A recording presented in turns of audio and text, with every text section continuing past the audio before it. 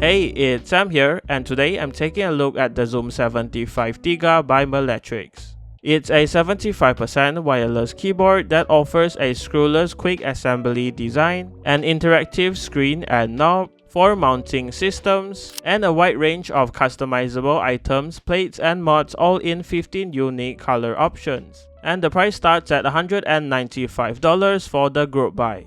In the box, there's the dampening kit, and you can choose between the standard foam, the Poron foam, and a new Cork sandwich kit.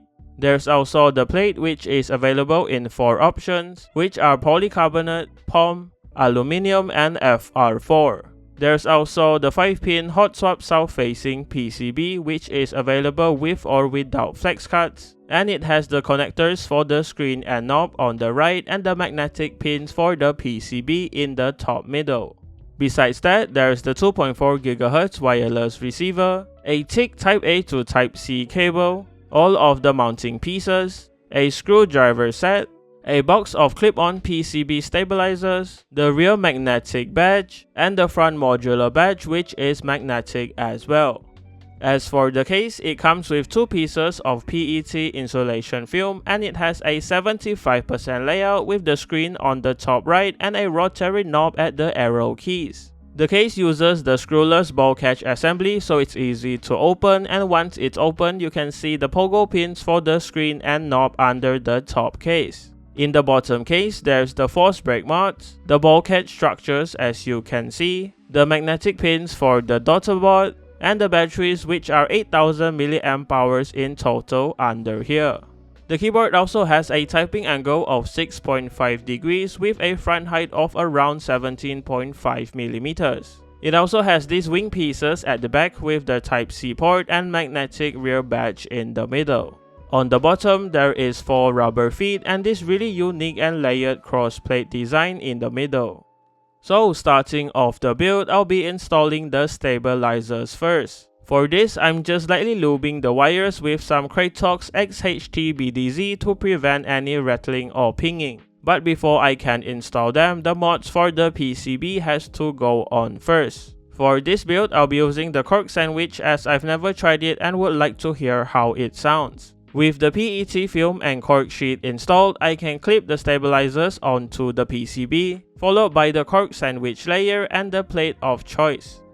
Next, it's time to install the switches, and I'll be using the MMD Princess linear switches.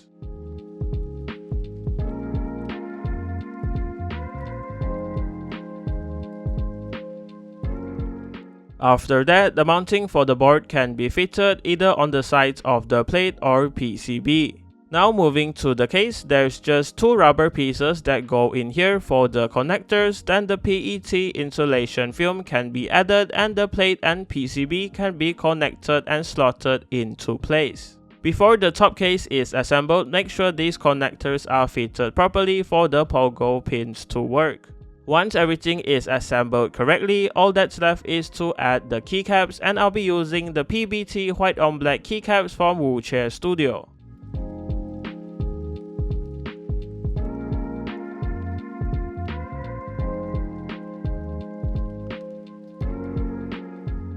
So the keyboard is now fully built and you can see how the screen works. It displays the date and time, some system information, 2 GIFs or images, and weather updates, all in 3 different preloaded styles.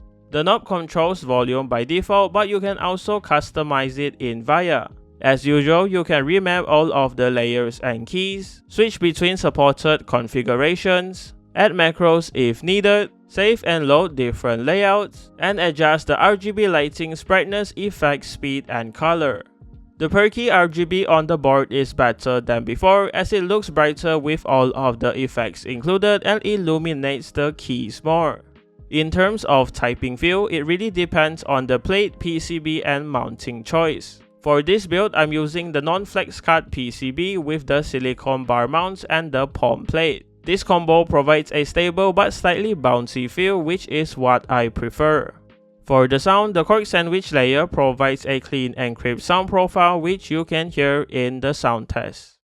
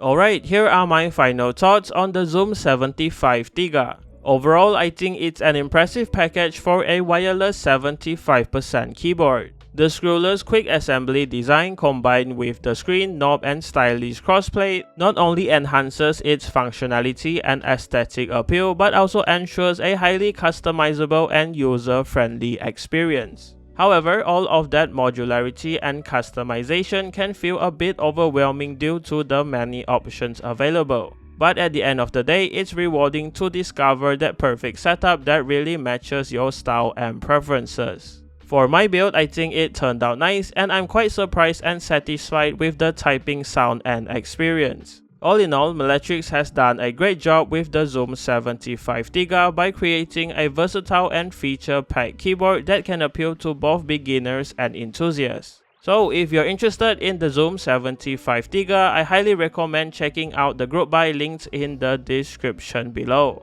And that does it for this video. Thanks to Meletrix for the keyboard and thank you for watching. Leave a like on the video if you liked it, dislike it if you didn't, and remember to subscribe if you haven't. See you in the next one.